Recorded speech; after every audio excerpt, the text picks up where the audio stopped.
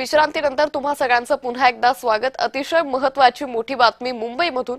मुंबई आणि उपनगरात पावसाच्या सरी कोसळतायत। मुंबई आणि उपनगरात पावसामुळे उकाड्यापासून दिलासा मिळालाय। काही भागात ढगांचा गडगडाट आणि वाऱ्याचा वेग पाहायला मिळतोय।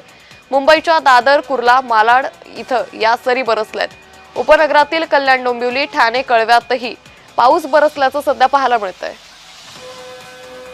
या संदर्भात अधिक माहिती घेऊयात आमचे प्रतिनिधी शुभम उमाळे यांच्याकडून। शुभम, अखेर गेल्या काही दिवसांपासून सातत्याने मुंबईकरांकडून पावसाची वाट पाहिली जात होती। आज पावसाच्या सरी कोसळल्या, काय अधिक अपडेट?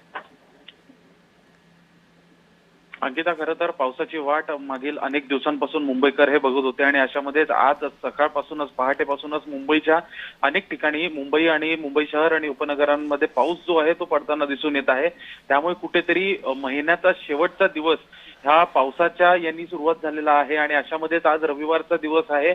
अनेक मुंबईकर जे आहेत वेगवेगळे नियोजन जे आहेत उन्हाच्या उकाड्यापासून करण्यासाठी करत होते आणि अशामध्येच पावसाची सुरुवात आज झालेली आहे। मुंबईमध्ये पाहायला गेलं तर मग अंधेरी असेल, बँड्रा असेल, कुर्ला असेल, ठाणे दिशेला असेल, अशा अनेक ठिकाणी जो आहे सकाळपासून पहाटेपासून पाऊस पडताना दिसून येत आहे। रिमझिम पावसाची ही दिसून येत आहे आणि अशामध्येच कुठेतरी हवामानामध्ये देखील मोठा बदल जो आहे तो आजच्या दिवसात दिसून येईल।